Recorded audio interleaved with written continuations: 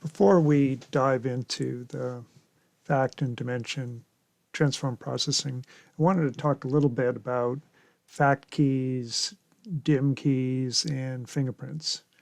So at the bottom of the screen are some facts about fact and dim keys.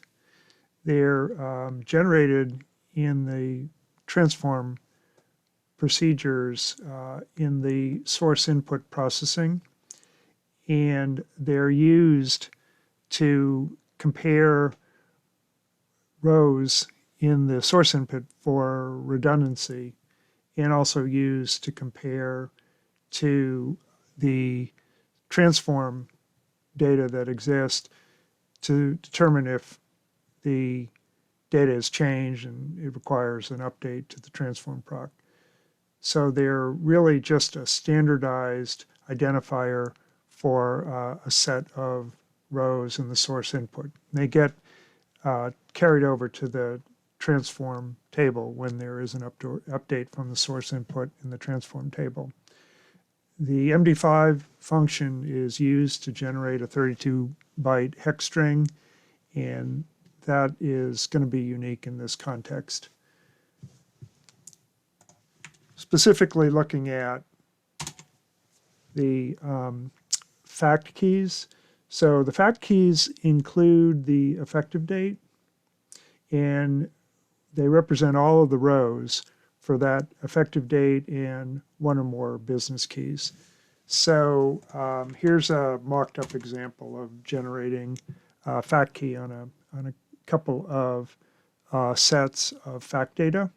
So in this case, we've got 3 rows for an effective date and 2 business keys that define a unique fact key. So A1, A2, and then the second set, 1130, business keys B1, B2. And in the actual calculation, what we're doing is, because MD5 isn't null safe, and what that means is if any of these fields do happen to contain a null, which is unlikely in this context, but you never know, the result of MD5 will be a null. So to get around that, what we're doing is we're using an array construct compact to generate an array from the effective date and the business keys, and then we're converting that to string and concatenating it with a delimiter, in this case just a vertical line, and then we're using that as input to the MD5 function. The fact date provides a standardized name for whatever field is going to contain the effective date. In this case, it is the effective date field. For dim keys, similar to fact keys, except that the source effective date, which is used to derive the start date of each dimension row, isn't included in the calculation. So here's an example that is very similar to the other. We've got 2 sets of business keys, and they each have calculated their own unique dimension key.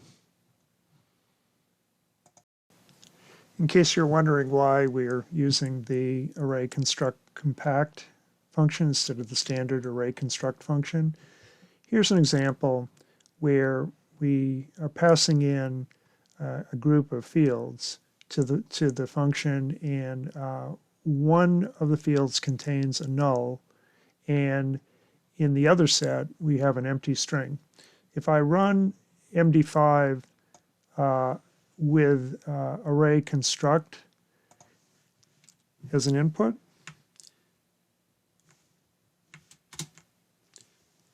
you can see that we come up with the same key, and that's wrong. These really should be, they're 2 different sets of values, and they should have different keys.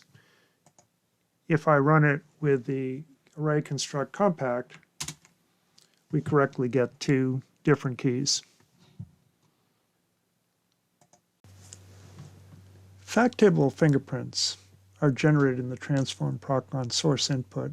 At the fact key level, using the Snowflake aggregate hashtag function, which produces a 16-bit value with a precision of 19 digits. The fingerprint at the source level for a fact key can be compared to the fact key fingerprint in the transform table to determine whether there's been a change in data that would require a transform table update.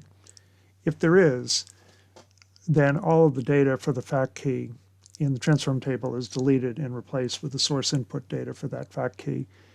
If the fingerprints are the same between the source input and transform table, then the source input data can be ignored. This is an example of a slowly changing dimension. In this case, each effective date for dimension key gets its own fingerprint. We'll see an example of how fingerprints are used in SCD transform processing in another video.